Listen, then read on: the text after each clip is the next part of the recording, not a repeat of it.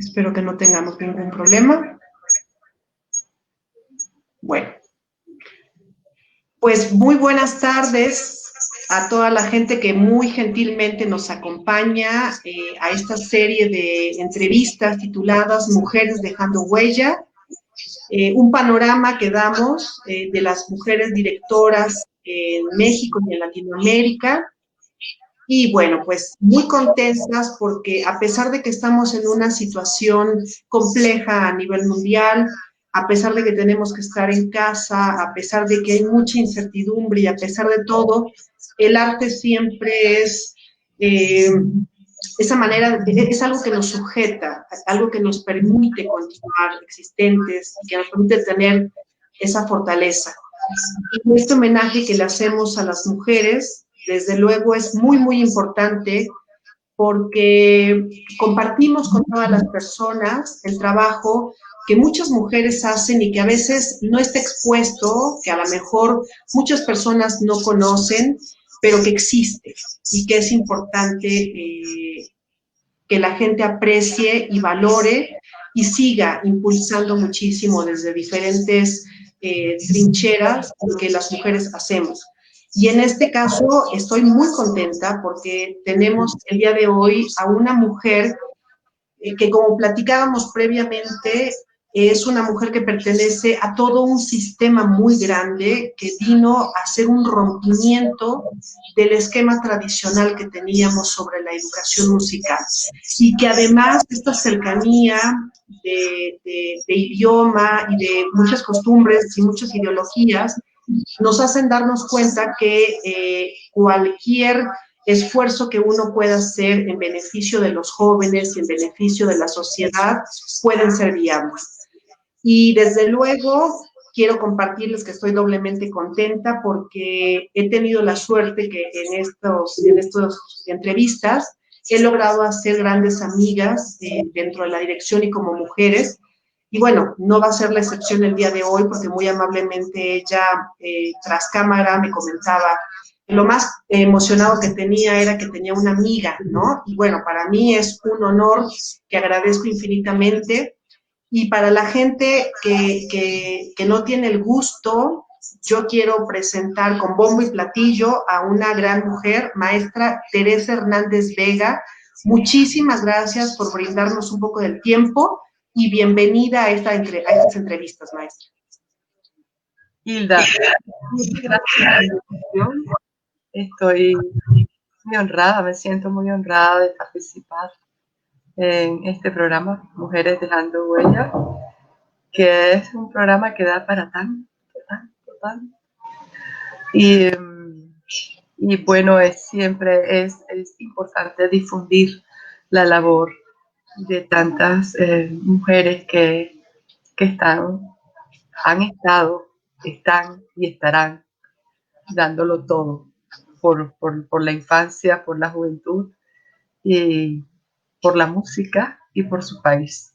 Así que nuevamente muchas gracias y un saludo a los que ya se han conectado, que vi una alumna colombiana, Carolina Guzmán, maravillosa directora.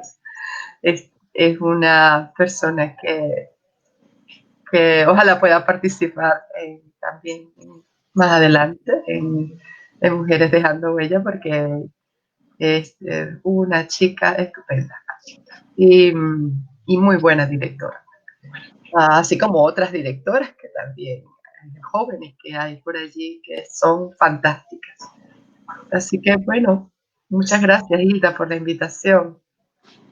Pues bueno, maestra, usted empezó con el pie derecho, porque efectivamente yo creo que de eso se trata, de que buscamos la manera no solamente de estar nosotros presentes. Usted hizo ahorita la muestra de lo que tiene que ser nuestra forma de actuar, ¿no? Siendo un momento para usted, voltea a ver a otra joven, a otra mujer, y también la posiciona. Entonces yo creo que ese es el lazo fuerte que tenemos que tener las mujeres de ayudarnos, maestra. Así que para mí es un placer y efectivamente mucha gente está muy entusiasmada con esta entrevista y espero que nos dé un tiempo, más o menos ya casi a los 50 minutos, que es cuando cortamos la transmisión de Instagram, nos quedaremos con Facebook y estaremos contestando las preguntas o comentarios que el público tengan para la maestra y que es una muy buena oportunidad.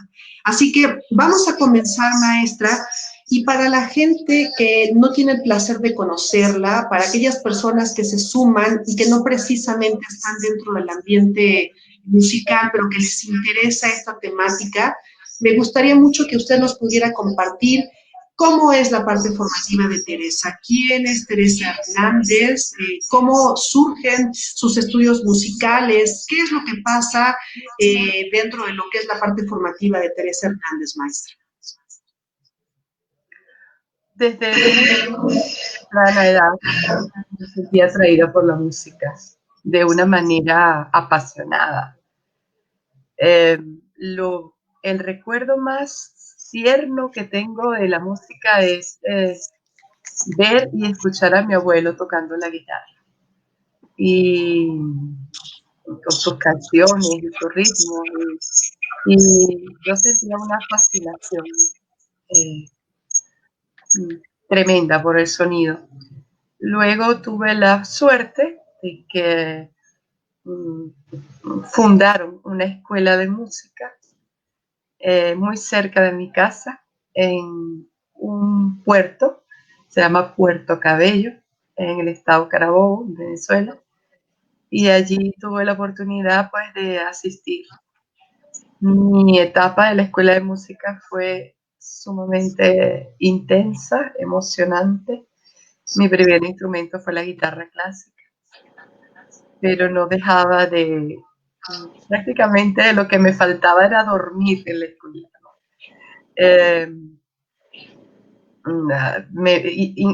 Entraba a todas las clases, la de flauta, la de clarinete, la de mandolina, la de piano, la de violín, y luego más adelante me sentí atraída por el violín y ya formalicé las clases de violín. Al poco tiempo de estar en la escuela fui invitada a dar clases de solfeo. Ya con 14, 15 años ya era profesora de solfeo de los más pequeños. Te estoy hablando, pues, entre mi pase por la Escuela de Música Augusto Brand de Puerto Cabello fue como desde el 1970 hasta el 78 por allí, ¿sí? Y estuve, bueno, formando, hice el coro infantil, bueno, muy inquieta y no había instrumento que tocara, que yo tratara de. Después de muchos años supe que, ¿por qué? Pero en ese momento era una atracción a todo lo que sonara y quería hacer sonar todos los instrumentos. Esa es la etapa inicial. Luego ya viene otra etapa. Eso fue el comienzo. Pues bueno, es un comienzo muy importante porque como usted dice, desde ese momento ya se veía la intención o la inclinación que usted tenía por la pedagogía, por el poder compartir su conocimiento con otras personas y sobre todo empezar a crear proyectos y todo esto. ¿En qué momento llega la dirección, maestra? ¿En qué parte de su proceso formativo llega la dirección a su vida? No teníamos mucho acceso. Lo más cercano que yo tenía a la dirección era la pequeña banda del puerto que tocaba en la plaza los domingos por la tarde, y había un señor que se ponía enfrente y movía las manos. Entonces, era lo que... y luego en la escuela también, sí, se empezaron a hacer pequeños grupos de instrumentos, y el director de la escuela movía las manos para tener juntos a los. Esas eran las dos experiencias primeras que tuve. Por supuesto, asistir conciertos no porque como orquesta y eso, porque eso se daba en la capital, no en sitios tan pequeños como donde vivía. Un día el director de la escuela está ensayando una banda y me ve asomadita por ahí escuchando, y me dice, ¿quieres dirigir? Y yo, sí. Entonces fui y dirigí un poco. Pero realmente mi llegada a la dirección de orquesta es por otro lugar. Mi profesor de violín había participado en la fundación del sistema junto al maestro Abreu en 1975. Él fue parte, el profesor Ricardo Urea fue parte de los violinistas de esa orquesta primigenia, de esa orquesta original, de los bueno, no me acuerdo del nombre. Y él, durante las clases de violín, me decía, estamos haciendo esto, el maestro y yo estamos haciendo tal, construimos una orquesta, me contaba las cosas que estaban sucediendo en Caracas. Y yo, qué bien, qué bien, qué bien. Y entonces tenía noticias de oído, ¿no? Y en una de las clases, posteriormente, me dice, estamos haciendo núcleos en diferentes ciudades de Venezuela. Ya hicimos el de Barquisimeto, hicimos el de tal sitio, y pronto vamos a hacer el de Puerto Cabello. Ah, qué bien, muy bien. Ya la señora Teresa Sabatino, que era la subdirectora de la escuela, o la directora en ese momento, porque el director anterior se había ido. Estamos buscando alquilar una casa para hacer el núcleo de la orquesta. Y qué bien. Entonces, nada, se encontré la casa, me invitan y me dicen, esta es la casa, aquí va a ser la sede de la Orquesta Juvenil de Puerto Cabello. Yo, qué bueno, qué bien. Y como yo tocaba violín, pues yo iba a hacer la concertina. Y me invitan, la casa completamente vacía, ningún integrante, por supuesto, estaba todo empezando. Y yo le pregunto, ¿y qué puedo hacer yo? Me dice, bueno, como tú eres profesora de solfeo, pues vamos a hacer las inscripciones y tú le vas a enseñar a leer música a todos. Y yo, bueno, está bien, yo lo hago. Y así fue. Se hicieron las inscripciones, llegaron los integrantes. Y comenzamos las clases. Al poco tiempo llegaron los instrumentos, llegaron los profesores. Y bueno, para mí fue una inmensa alegría destapar los instrumentos nuevos y formar parte del proceso de asignación de instrumentos. Y yo preguntaba, bueno, ya saben leer música, ya tienen los profesores, tienen los instrumentos, ¿cuándo viene el director? Dice, pronto, muy bien, muy pronto viene. Pero nunca llegó el director. Entonces, pues vamos a tocar juntos, vamos a hacer música juntos y allí empecé. Sí. ¿Qué edad tenía usted, maestra? Mira, yo tendría 20 años, sí, 19, 20 años, sí. O sea que usted está involucrada desde la formación de todo lo que es el sistema, cómo fue llegando a los diferentes lugares. Sí, en realidad el sistema empezó en el 75 y el Puerto Cabello inició en 1978, pero mi experiencia es desde el 78, aunque de oído sabía lo que estaba ocurriendo antes, ¿no? Por mi maestra de violín. Y bueno, usted empieza a dirigir un núcleo o un nuevo proyecto, pero me imagino que de ahí usted empieza a descubrir una pasión nueva, ¿no? Un nuevo amor por la música. De violín siempre venía y le decía, ¿y cuándo viene el director? Ya ven, pronto viene. Y un día me trae una selección que se llama Las Primeras Impresiones Orquestales, que es una escala para toda la orquesta, y luego esa escala de sol mayor, la pieza siguiente, una pieza corta de sol mayor. Y así con cada tonalidad, pues su escala y su piecita, su escala y su piecita. Y cuando yo veo eso, yo veo, violín, tal, yo puedo hacer esto, esto yo. Y mientras llega el director, pues yo puedo montar esto. Y bueno, lo montamos, disfrutamos mucho, pues la alegría de estar juntos, de hacer música. Y esos lazos de afectivos que se producen en ese momento todavía están vivos. contacto con todos estos pioneros del núcleo de la Orquesta Juvenil de Flora Cabello. Y bueno, allí estuve unos 5 años. Con la orquesta logramos desarrollar la orquesta, tocamos sinfonías de Beethoven completas. Sí, hicimos un trabajo bonito. Y bueno, entonces usted continúa sus estudios. Ahí empieza una cuestión, fue una pequeña trampa que le colocaron en la vida y su maestro de violín para que usted tomara riendas de un proyecto nuevo y que lo llevara hasta cierto nivel.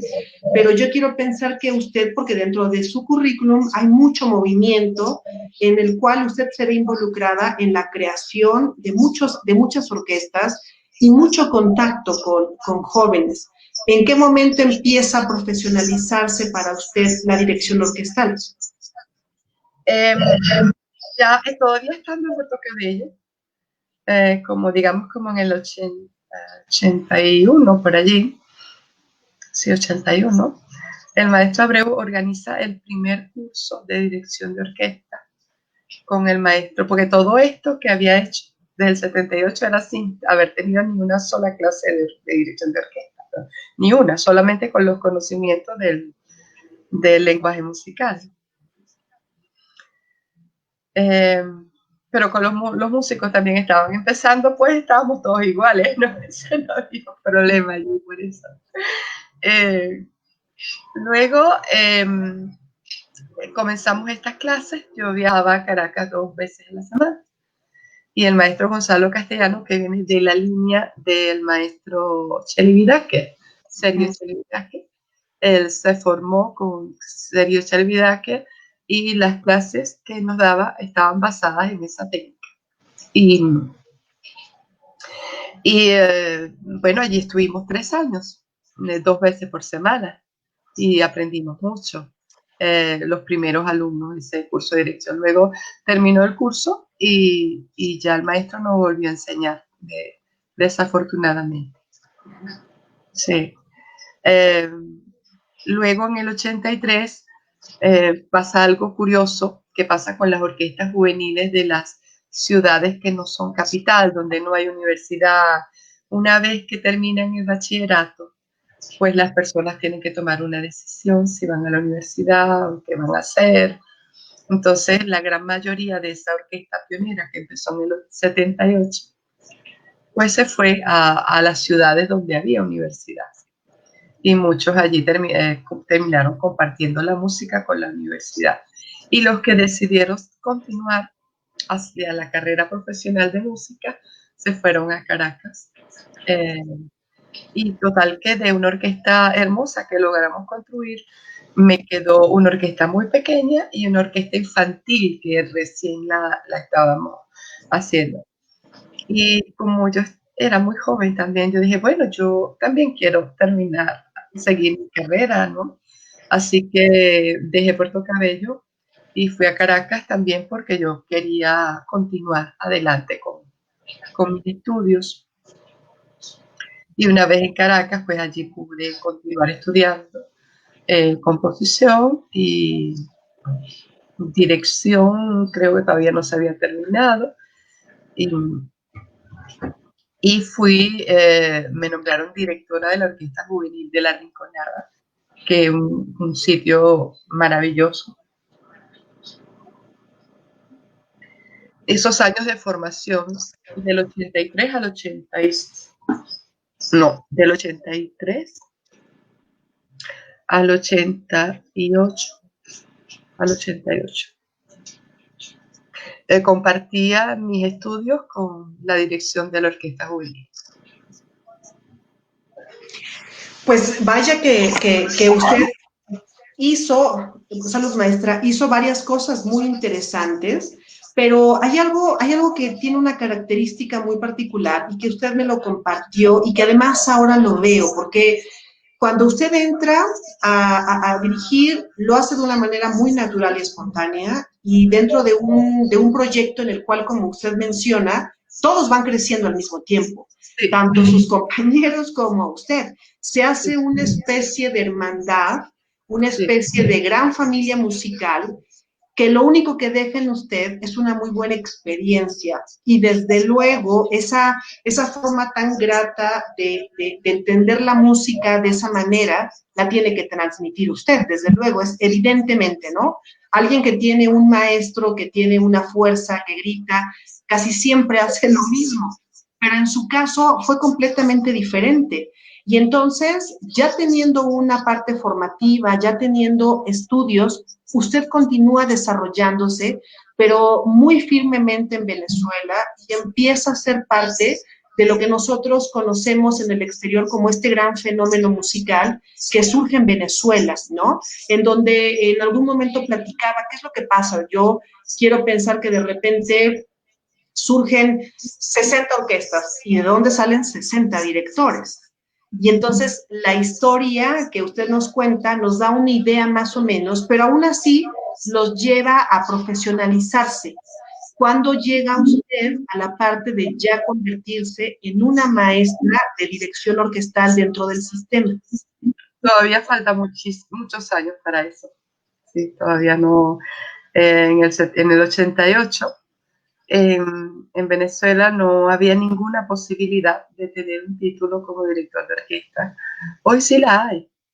En la Universidad Simón Bolívar, el instituto, hay posibilidades de tener ese título, pero en la época en la cual yo estaba estudiando, pues había que necesariamente salir del país para encontrar ese título. Entonces yo decidí salir y me preparé para una audición en Londres y afortunadamente fui aceptada en el posgrado de dirección de orquesta. Y,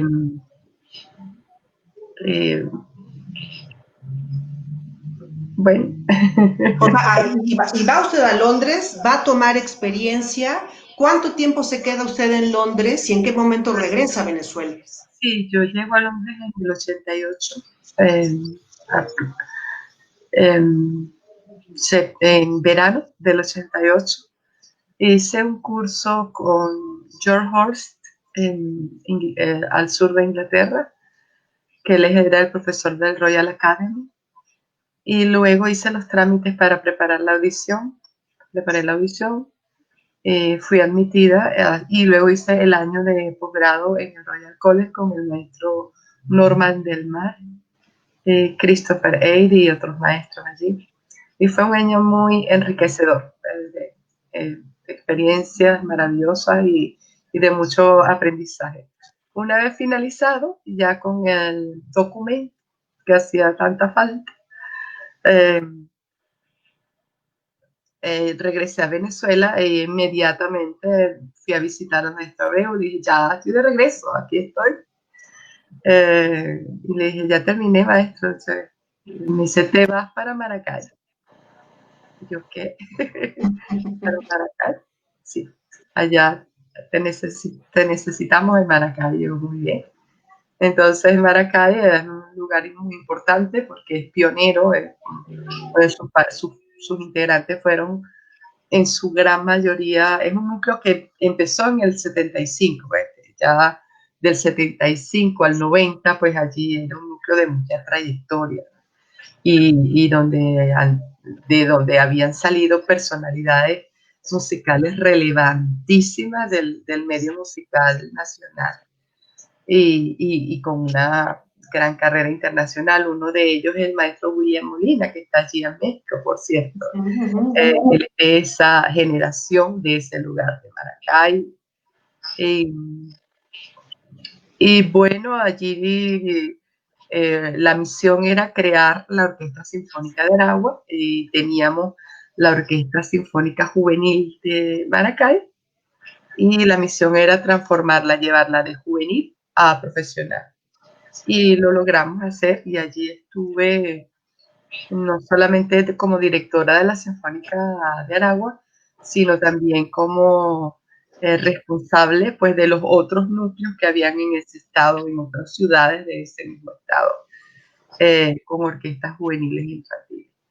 Y entonces, ¿de qué se trataba? Pues de crear una plataforma de desarrollo profesional. O sea, las juveniles es un campo de aprendizaje, las infantiles es un campo de descubrimiento y de aprendizaje. No es la música, no es la música para ser profesional, es la música como herramienta para ayudarme para ayudar a la infancia y a la juventud a desarrollar su personalidad.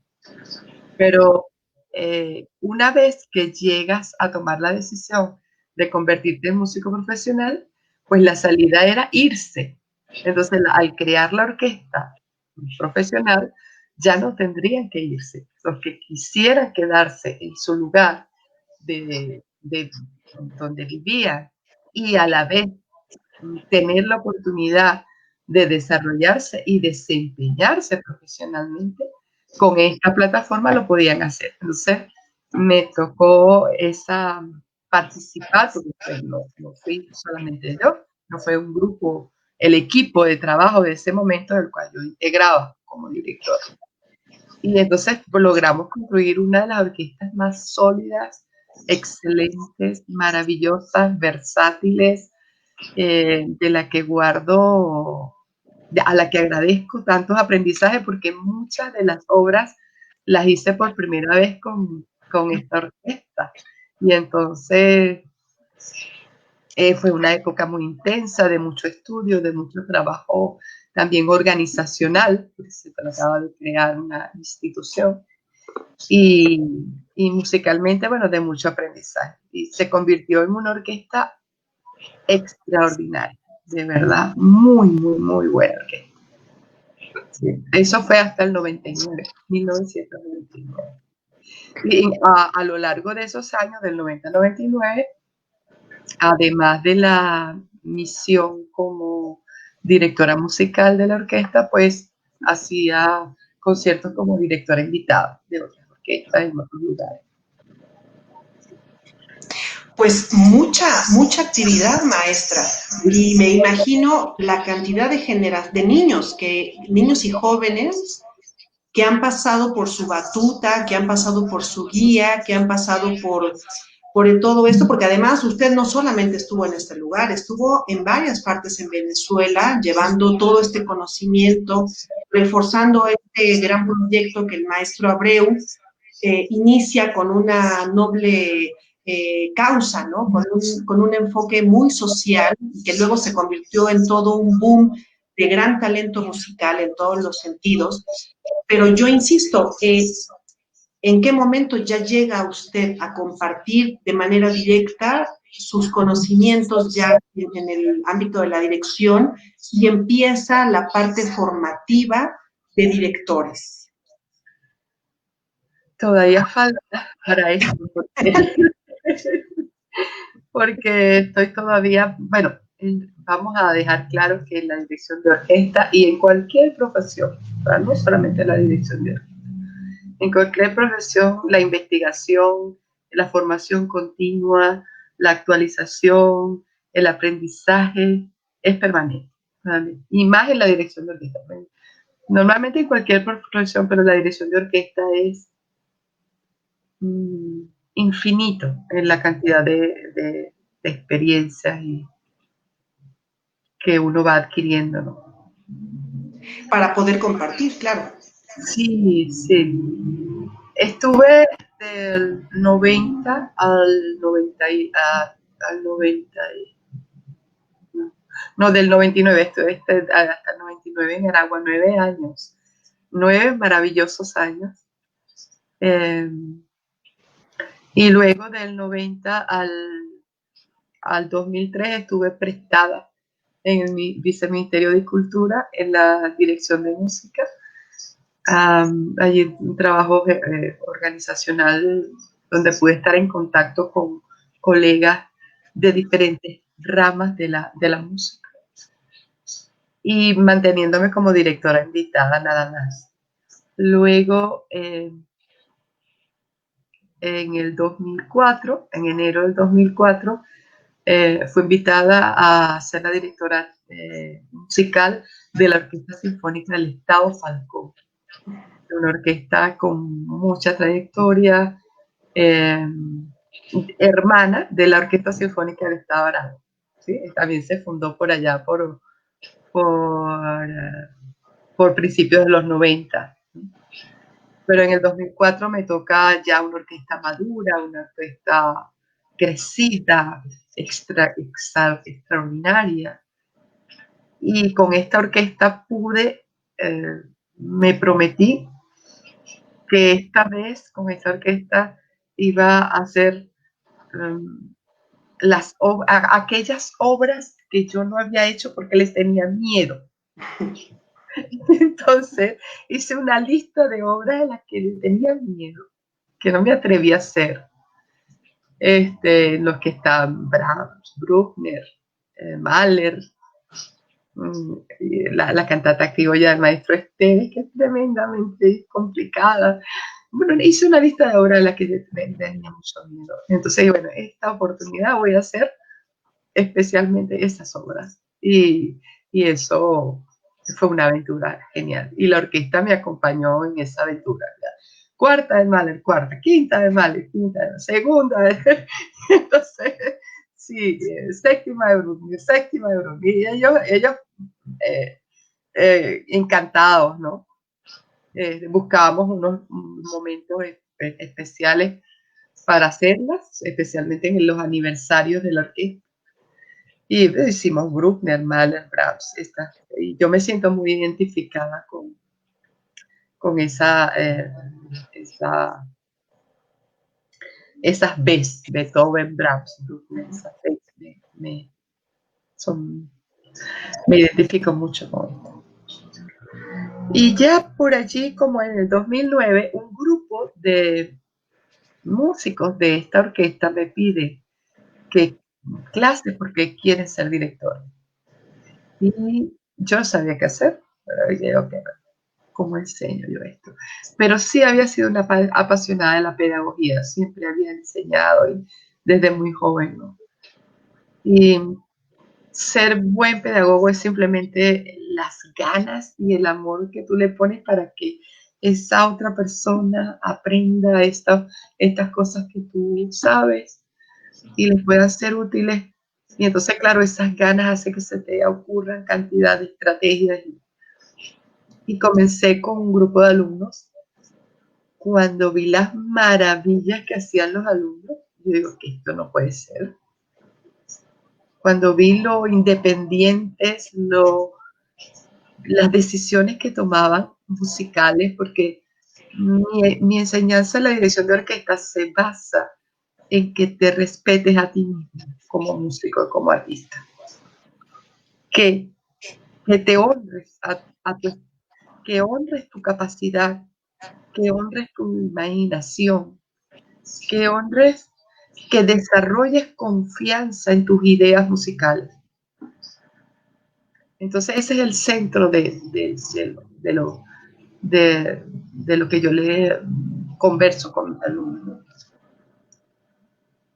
Entonces el resultado es tan increíble que llegan a clase con unas deducciones y unas ideas que yo no hubiese hecho para mí. O sea, que yo no hubiese pensado esas cosas de esa manera, pero muchos de ellos me convencieron de ideas que yo dije, las voy a aplicar, me gustan más que las mías. También algunos me han enseñado muchísimo, porque cuando despiertas ese respeto por ti mismo en lo musical. Y de esto, este es el centro, digamos, el centro de la enseñanza. Y bueno, maestra, usted empezó, aparte de que tiene todo un bagaje, porque vaya, cuando usted habla de ese respeto que tiene que tener como pedagogo, ¿no? Como una guía musical para estos jóvenes, usted jamás ha dejado de tener como este perfil de seguir ayudando. Yo sé que el fenómeno de orquesta que tienen ustedes en Venezuela es algo que ha sido muy estudiado y que usted me comentaba que también ha sido muy imitado, y eso lo sabemos, ¿no? con grandes resultados y además ya con una gran fuerza de formación de músicos, de directores, etcétera, etcétera. O sea, ya es como un fenómeno muy interesante. Pero usted en algún momento de su vida o hasta el momento empezó a tener mucha inclinación por lo que es la música contemporánea y también por obras propias de su país. Y empezó a buscar la manera de programarlas, de ejecutarlas.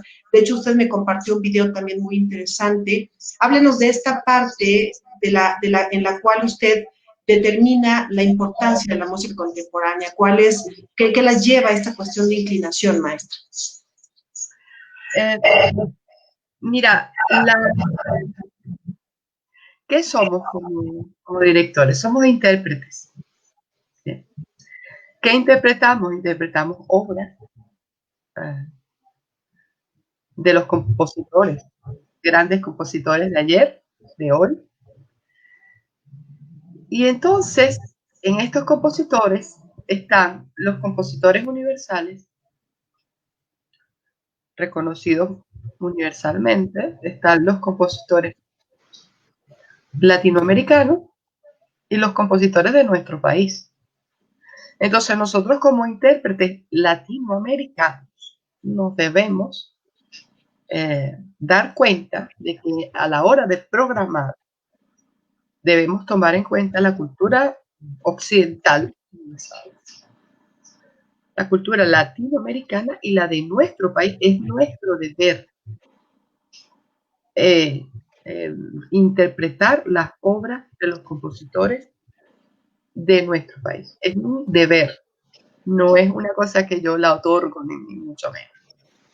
Y cuando vamos a las mujeres compositoras, la cosa es aún más grave. Y ahí te tengo una anécdota increíble. Estando en el estado Aragua, el gobierno de Aragua me invitó a formar parte del Instituto de la Mujer.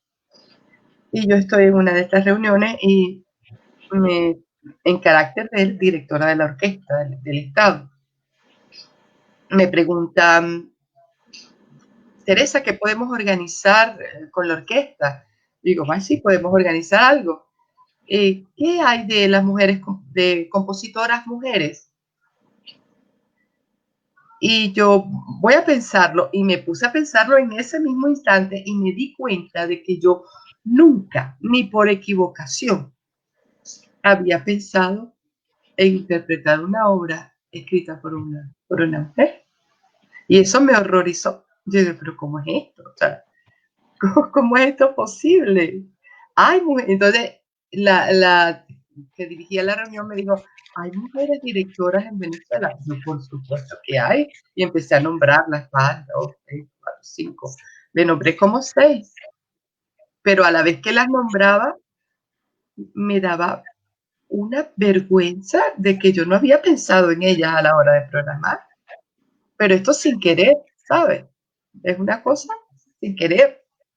Y inmediatamente me puse a organizar un concierto, toda con obras de compositoras, y para que la cosa no se hiciera exageradamente mujer, pues busqué un director invitado, un caballero, compositor y director, para que dirigiera el concierto, porque las estrellas allí eran las obras de las mujeres compositoras, ¿no?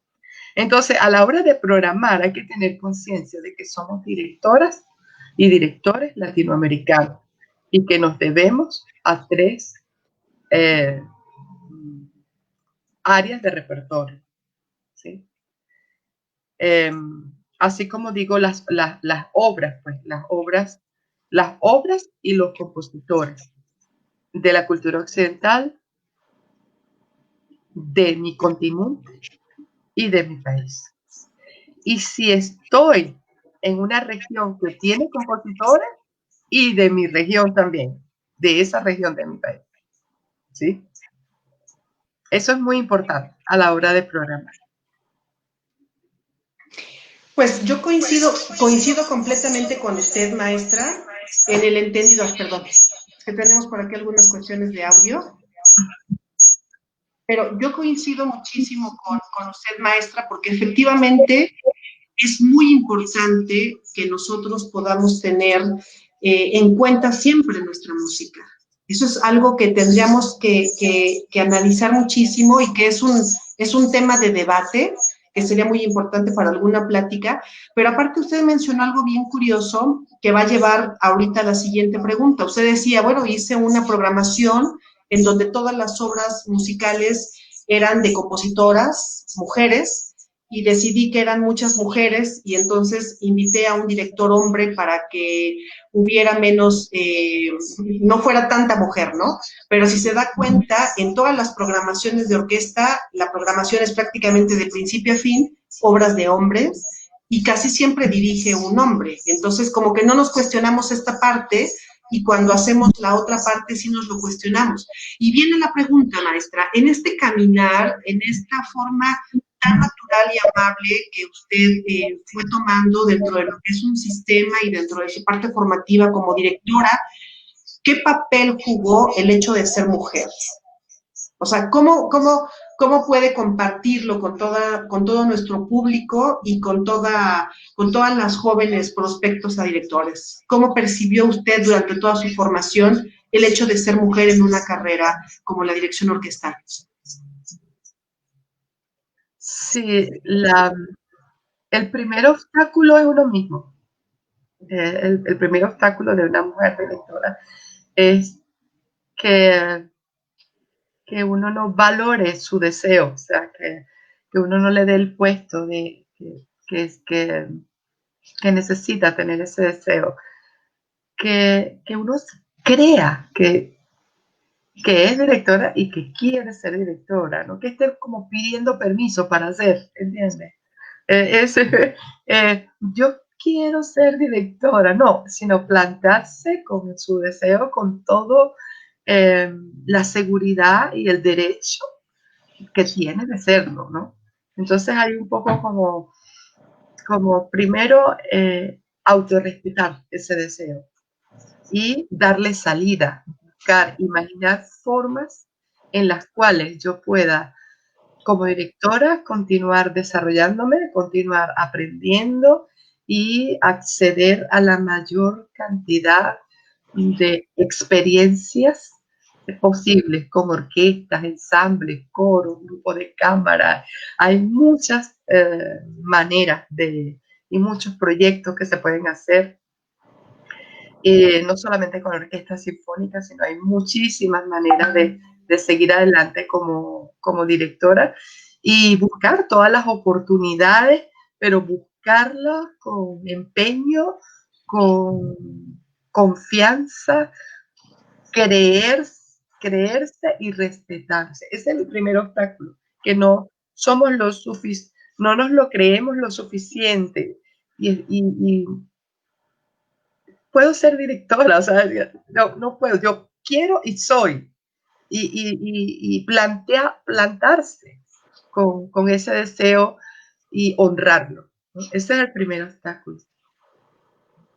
Luego, las orquestas al comienzo tienen un poquitico de aversión, pero eso es los primeros días, porque en lo que se planta la directora de orquesta al frente de la orquesta y los músicos perciben que el dominio de tu profesión entonces allí se acabó todo, allí no hay género, ¿no? O sea, hay un poquito de aversión, pero solamente al comenzar. Pero si tú eres una directora que se ha preparado, que ha estudiado, que sabe cómo estudiar sus obras y aprenderlas bien, aprenderlas de memoria prácticamente, ¿no? Puedes tener el score allí, pero la obra siempre tiene que estar de memoria. Y has hecho tu proceso de aprendizaje de la obra, sabes qué quieres lograr, cómo quieres que suene, cómo son las articulaciones, cómo es el fraseo, cómo es la dinámica, cómo es la orquestación. Manejas toda la forma, la estructura, manejas todas las herramientas del aprendizaje de la obra y la conoces bien y sabes lo que quieres, bueno, allí de verdad que ya allí no es una cuestión de género, o sea, ya eso es irrelevante para En cuanto a tener invitaciones, sí es cierto, es un poco más difícil que nos inviten a nosotras, que inviten a caballeros o a directores, sí, un poco más complicado, sí. Eso es una realidad, lamentable, pero es así. Quizás pasa hasta en un nivel inconsciente, como me pasó a mí con las directoras, con las compositoras, que yo me di cuenta del error, pero yo hasta ese momento no tenía conciencia de eso. Pero hay que ser firme, decidida y honrar tu imaginación y tu intuición. Cuando usted ya imparte las clases, de igual manera tiene mujeres y hombres dentro de su cátedra, ¿no? Jóvenes que están ya teniendo esa parte formativa. Nosotros tuvimos, como le comentaba, la fortuna de tener también aquí a una joven con todas esas ganas, lo que usted dice, ¿no? Todo ese ímpetu maravilloso, Glass Marcano, de comerse el mundo, de no detenerse en pensar en los obstáculos, que aparte a veces existen, pero siempre han existido los obstáculos de diferente manera, ¿no? Siempre hay un obstáculo político, económico, de muchos factores. Entonces siempre como que hay maneras de reinventarnos y de seguir adelante, maestra. Entonces, en este caso, mi pregunta sería, cuando usted tiene a jóvenes, futuros directores de orquesta consigo, aparte de toda la experiencia musical que tiene que dejar en ellos, todo el conocimiento musical que deja en ellos, ¿qué otra parte de una esencia en cuanto esta parte de demostrar en la batuta les enseña a usted, aparte de toda la cuestión teórica? ¿Qué otra filosofía comparte de manera fuerte Teresa Hernández con la gente que tiene la suerte de estar dentro de su enseñanza en la dirección? Sí, se podría resumir en la palabra honestidad con la música, también la palabra integridad, el respeto hacia la obra, el respeto hacia el compositor. La música está allí y nos necesita como intérprete para traerla a la vida. Y nosotros tenemos esa misión de llevarla a la vida. La música allí es lo importante, es el actor principal. El actor principal no es el director, de ninguna manera. Entonces, yo me siento muy complacida cuando aquel alumno que llega y dice, yo quiero ser director, pero se le nota por encima que quiere ser director por la parte de la celebrity, de ser una celebridad y esos cuentos, ¿no? Entonces el glamour y la celebridad de ser director y tal. Bueno, estas personas en mi clase no duran 3 clases, a la tercera y se van. Ya no está. Ya no está. No puede. Porque la cantidad de esfuerzo que hay que hacer para cumplir un programa de estudio solo con el aprendizaje de la obra es tan grande que la cosa esta del glamour no deja, o sea, el ego es tan grande, o sea, hay que bajar todo ego a la humildad suficiente para acceder con humildad a las obras, y las obras se van revelando, se van revelando. Otra cosa que yo aconsejo mucho es el estudio de las técnicas de composición, porque si nuestro trabajo es interpretar a los creadores, pues lo mínimo que nosotros podemos saber es cuáles son las técnicas que utilizan los creadores para hacer las obras. Es un mínimo. El contrapunto, la fuga. Es muy, muy, muy importante. Entonces son los aspectos. Digamos que hay dos. Mis clases tienen tres partes. Uno es el estudio de la obra, la técnica o la metodología del estudio de la obra. La segunda clase es la planificación de los ensayos. Que cuadre el número de ensayos que tienes, cuando es el concierto, y que tú logres con esos ensayos que tienes, sean 4, sean 5, sean 2, sean 3, con el número de ensayos que sea, lograr el máximo de lo que tú querías hacer. Entonces, para eso hay que tener un excelente sistema de planificación, flexible para cambiarlo, para hacer modificaciones día a día a medida que se va avanzando en el montaje. Esto es muy, muy importante, muy importante. A veces se pierde un ensayo, un movimiento. Eso no puede ser, ¿verdad? No. Un ensayo debe tener un poco de este movimiento, un poco del otro, un poco del otro, e ir avanzando con el repertorio completo.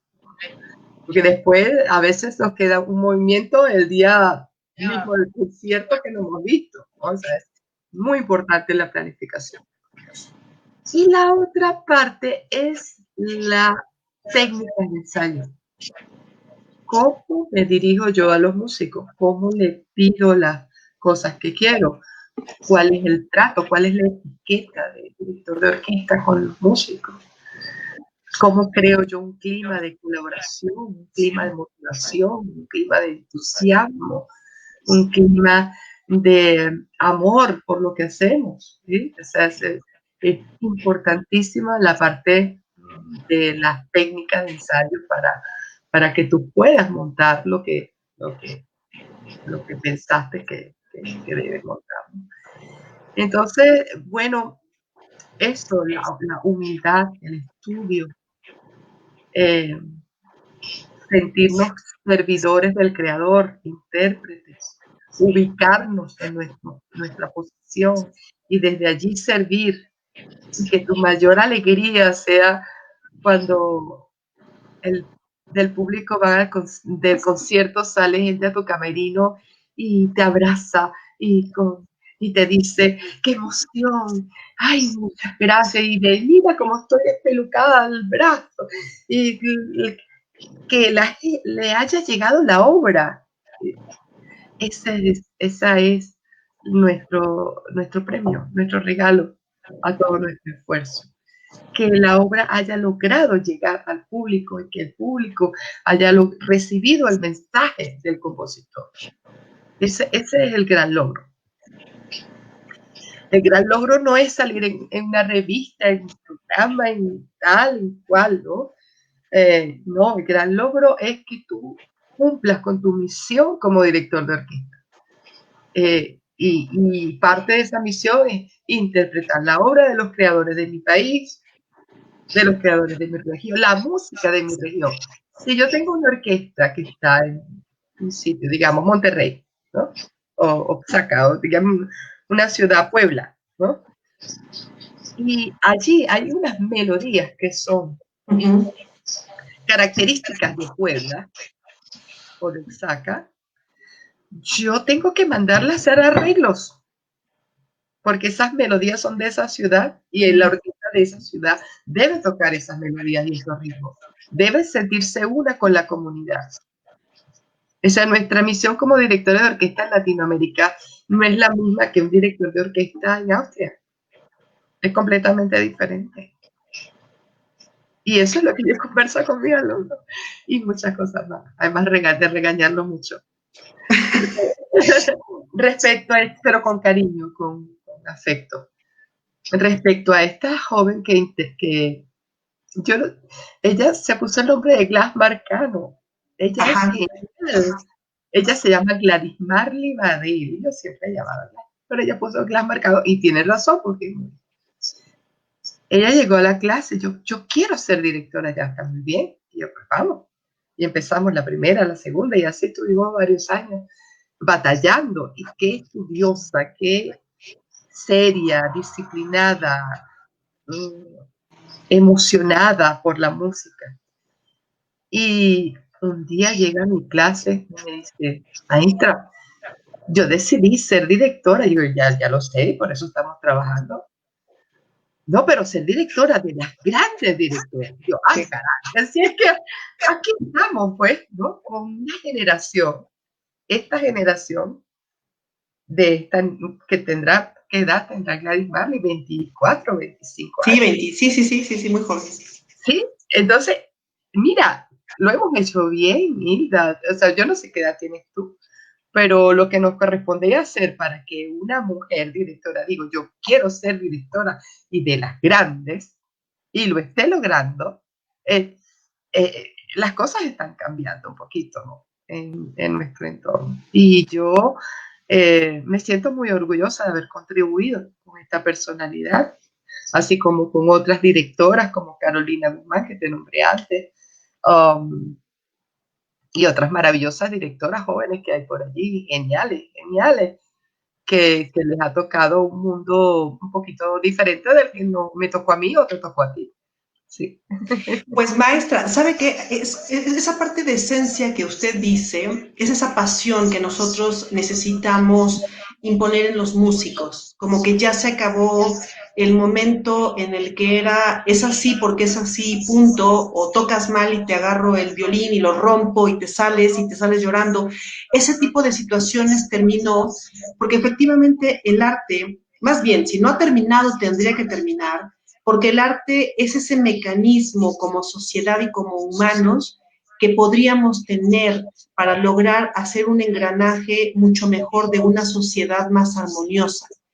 Y un resultado de lo que usted dice, de esa forma tan apasionada, es la gente que muy amablemente en Instagram se ha unido a esta plática y no hay nada más que felicitaciones, cariño. Hay un joven que dice, yo muero por volver a ver clases con la maestra. Algunos que la mencionan a usted como la mejor maestra. Eh, Hay un joven que pregunta sobre las compositoras que usted dirigió y mucho, mucho cariño, maestra. Hago mención en el caso de Instagram porque prácticamente estamos ya por terminar la transmisión en Instagram y nos vamos a quedar únicamente en Facebook para que la gente que tenga alguna pregunta, algún comentario con la maestra, lo pueda hacer. Pero en verdad creo, maestra, que estas muestras de cariño, estos afectos, estos deseos, estos anhelos que se muestran definitivamente es un resultado de una persona que no solamente enseña con pasión, sino que ha vivido la música con pasión. Y tiene que ver muchísimo esto con un sistema muy particular que es el sistema de orquestas en Venezuela. Yo quisiera preguntarle algo, ya, perdón maestro, se acabó la transmisión en Instagram, vamos a subirla, pero yo quisiera preguntarle, todos tenemos una parte muy importante dentro de un lugar o dentro de alguna orquesta o dentro de algún proyecto.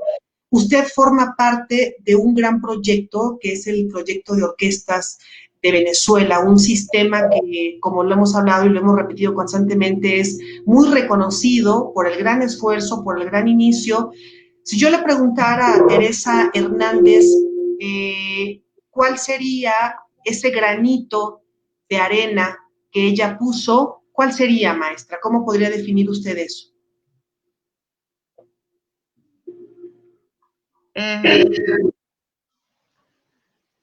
En el sistema, el granito que tengo que escoger uno solo, pero definitivamente la formación de esta nueva generación de directores. Es cuando mis primeros alumnos dieron los primeros conciertos y yo estaba impresionada con los resultados. Yo no salía de mi asombro. Yo llamaba al maestro Abreu y le decía, ha sucedido hemos tenido un concierto con un joven director de mi clase y le contaba. Yo le digo, no tengo palabras para expresar cómo me siento. Entonces, el maestro me dijo, él se llama Abreu, Yo qué, sí, eso que sientes se llama plenitud.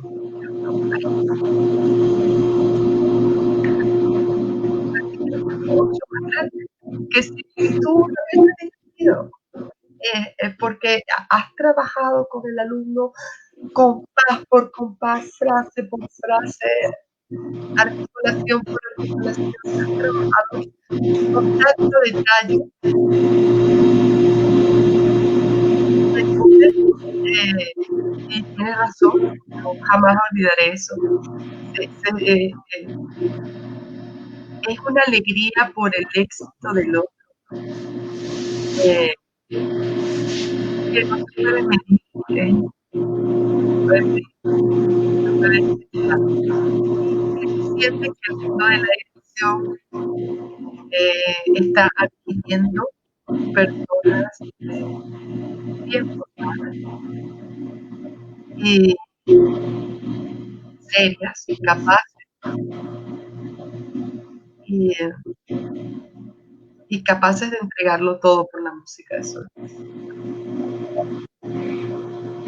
Pues mire qué bonito, maestra, y como le digo, o sea, una muestra de cariño muy grande de mucha gente, gente, por ejemplo, la maestra Lilla felicita mucho por la entrevista, felicitaciones, maestra le mandan muchos cariños, comenta la maestra Gina Enríquez, una gran compositora mexicana que tenemos en nuestro país, menciona que admira mucho la humildad suya, maestra, la forma en la que usted hace que una gran artista sea, ¿no? Exactamente. Y fíjese nada más, mencionan sobre la importancia de la inclusión del repertorio propio, del repertorio de nuestro país, que eso tendría que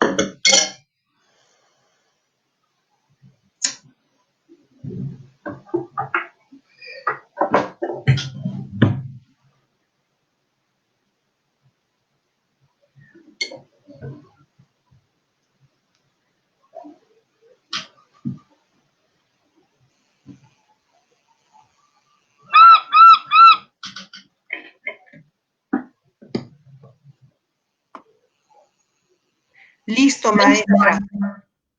Aquí estoy. Pues una disculpa, una cuestión de falla técnica aquí, una disculpa a toda la gente, pero bueno, estas cuestiones pasan de no ser con lluvia y bueno, le mencionaba, maestra, a toda la gente que muy amablemente están sumándose, saludos de gente, de ese cariño que le muestran. Y además es bien importante redondear una parte, maestra. Usted proviene de un sistema con una gran nobleza que definitivamente lo único que hace es que usted refleje eso. Para nosotros es muy importante este tipo de entrevistas porque nos lleva a que la gente tenga un poco más en cuenta. Ya es muy común ahora en una orquesta de niños y de jóvenes observar en una sección, a lo mejor de metales, niñas y niños formándose en la misma línea, sin esa diferencia, que de repente en algún momento sí nos ha tocado tener que librar un poco a lo mejor, pero que no es un impedimento. Y justamente nosotros estamos ya muy cercanos a un simposio de mujeres que se lleva a cabo a cada 2 años, que en este caso coordina la maestra Lidia Mario, en el cual desde luego es un placer tenerla ya dentro de este gremio de mujeres directoras que abarca ahorita, bueno, Brasil, Argentina, Bolivia, estaba escuchando, Uruguay, y que en esta ocasión también se suma México de una manera muy interesante y desde luego tenerla dentro de lo que es el simposio para que usted pueda compartir un poco de todo el trabajo que usted está haciendo, porque además yo le escucho y definitivamente no creo que exista una pausa todavía en la parte suya, no creo que todavía esté cerca dentro de sus planes futuros el hecho de hacer una pausa, ¿o me equivoco, maestra? ¿Una pausa en qué sentido? No, Sí, o sea, de dejar ya la parte musical. Yo creo que eso no está dentro de su... no, de no, él. no, no. No, para nada, absolutamente no. No, sigo con dos tareas. Una es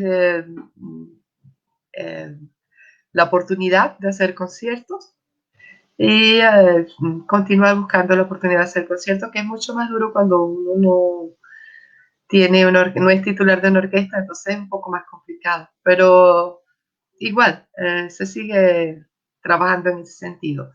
Y por otra parte, pues la parte de la docencia a través de la cátedra. La cátedra se llama Cátedra Integral de Dirección de Orquesta porque pasa por esos aspectos que ya conversamos antes, ¿no? Y esa cátedra, pues con estos medios que tenemos hoy en día, pues la podemos continuar tranquilamente, ¿no? Y tengo uno de mis alumnos, Rodolfo Barraes, ganó un premio allí en la, el primer premio el año pasado, creo, o hace 2 años. Lo que era el anterior concurso Eduardo Mata, creo que ahora el concurso de la universidad. Bueno, este es un pedazo de mi corazón, Rodolfo. Y así hay muchos otros alumnos, en Luis Montes, hay muchos otros alumnos y alumnas que son como, sí, partes de tu corazón. No lo puedo decir de otra manera. Eh, eh, y sus éxitos, pues, pues, a mí me llenan de una enorme satisfacción. Pues esos son los reconocimientos que se lleva, ¿no? Uno en la vida, como usted dice, a veces la banalidad, a veces el creer que estar en un podio significa los reflectores, significa eso. A veces una palabra de agradecimiento de un joven por haber cambiado su vida o por haber cambiado, no sé, muchas situaciones de él. Yo creo que ese es el premio más grande que uno se lleva, maestra. Y definitivamente ya con un poco más de calma usted podrá ver las muestras de cariño en mensajes de la gente que se ha sumado y definitivamente esto hace darnos cuenta de esa característica que las mujeres colocamos en la batuta, ¿no? Que es algo que tenemos ya como parte de nuestra esencia de ser mujer. Entonces, yo en verdad, maestra, quiero agradecerle muchísimo este valioso tiempo de compartirnos un poco de su gran trayectoria, porque además es muy amplia, o sea, usted no solamente participó dentro de un movimiento de orquestas maravilloso en un país que ha dado muchísimo, sino que también ha sido impulsora y además usted menciona ese afecto y ese cariño que tiene por compartir con niños y jóvenes.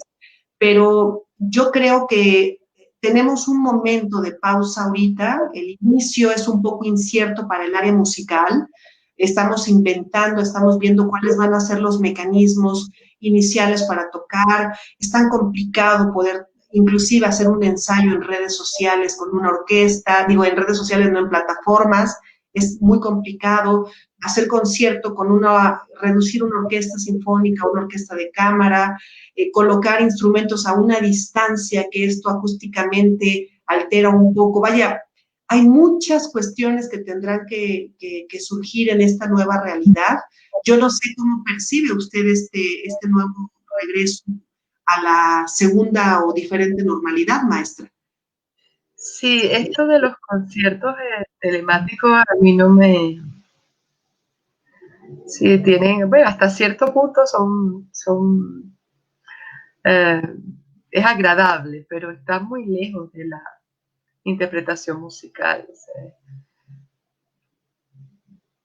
Y además, yo sugeriría que las orquestas sinfónicas desarrollen una programación en grupos pequeños, ensambles de vientos, ensambles de cuerdas o ensambles de cuerdas y vientos, que retomemos por un tiempo el barroco, retomemos por un tiempo Corelli, Vivaldi, Händel, Haydn, o sea, esta música tan extraordinaria que a veces le ponemos poquita atención y que nos dediquemos un poco a esta música y a reflexionar cuál sería la manera en que nosotros podemos seguir adelante, pero dejar de hacer música en vivo, yo creo que eso estaría descartado. Simplemente hay que esperar un poco y mientras esperamos a que todo esto pase, pues vamos programando en grupos pequeños que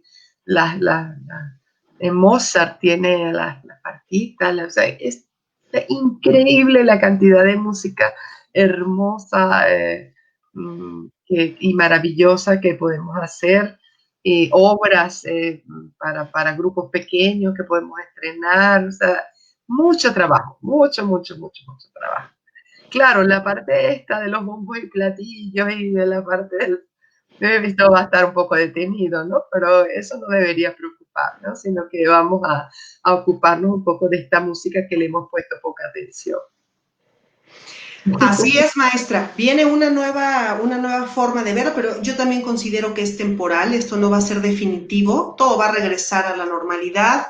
Volveremos a tener aquellos encuentros de muchas, porque ustedes están acostumbrados a hacer orquestas de muchos jóvenes. Volveremos a hacer eso mismo.